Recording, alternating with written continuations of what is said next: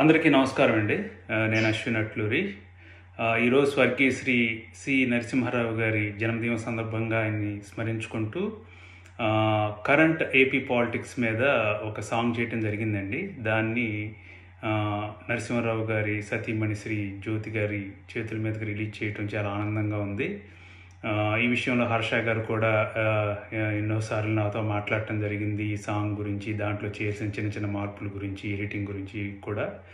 So release చేసే ముందు ఆయన గురించి మాట్లాడాలనుకుంటే ఆయనతో నా పరిచయం విచిత్రంగా జరిగింది. 2019లో నేను అమరావతి గురించి ఇష్యూ మీద వర్క్ చేస్తున్నప్పుడు ఆయన ఒకసారి నాకు ఫోన్ చేశారు.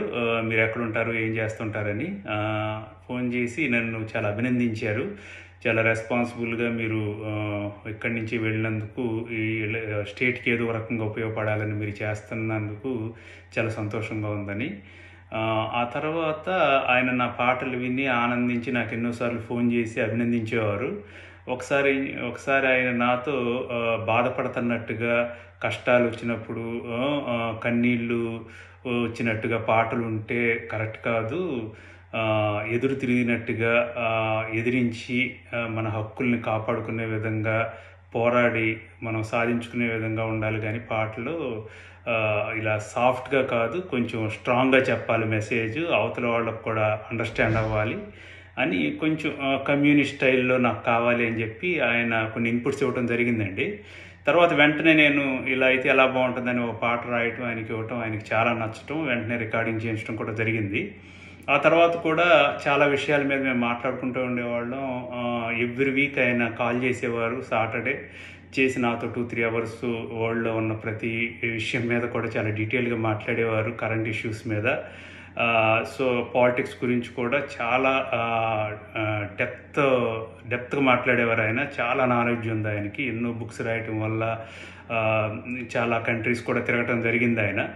ఆ నాలెడ్జ్ అంతా నాకు షేర్ చేస్తుండేవారు. నేను కూడా ఏమన్నా చెప్పినా ఆయనకి తెలియని ఏమైనా ఉన్నా తెలుసుకుంటూ ఉండేవారు.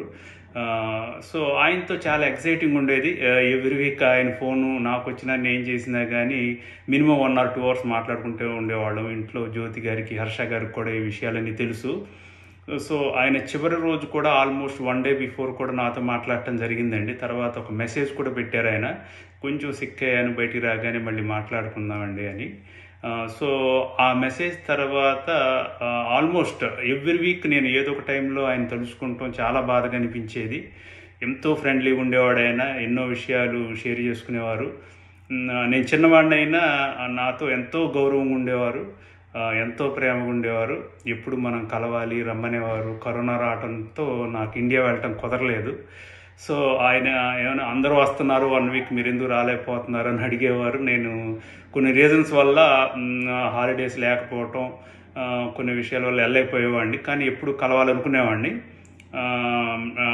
దురదృష్టవశాత్తు ఆయన దూరం అయిన తర్వాత నేను వెళ్ళటం, తర్వాత ఆయన స్వాస్థాలతో నాకు ఒక బుక్ని ప్రజెంట్ చేయాలని ఆయన బెస్ట్ విషెస్ చెబుతూ నా నేమ్ మెన్షన్ చేయటం ఆ బుక్లో. సో ఆ తర్వాత నా జ్యోతి గారు వాళ్ళు పంపించడం జరిగిందండి. అప్పటి నుంచి ఆ సాంగ్ రిలీజ్ చేద్దామని నేను అలా పెట్టి కూర్చున్నాను. ఈరోజు ఆయన జన్మదినం సందర్భంగా ఇది కరెక్ట్ టైం అని నేను జ్యోతి గారితో మాట్లాడినప్పుడు వాళ్ళు రిలీజ్ చేద్దామన్నారు. నాకు కూడా చాలా చాలా ఆనందంగా అనిపించింది. సో ఈ సాంగ్ని ఆయన జన్మదినం రోజు రిలీజ్ చేయడం చాలా చాలా ఆనందంగా ఉంది. మీ అందరికి కూడా ఈ సాంగ్ నచ్చుతుందని కోరుకుంటున్నాను. Thank you so much.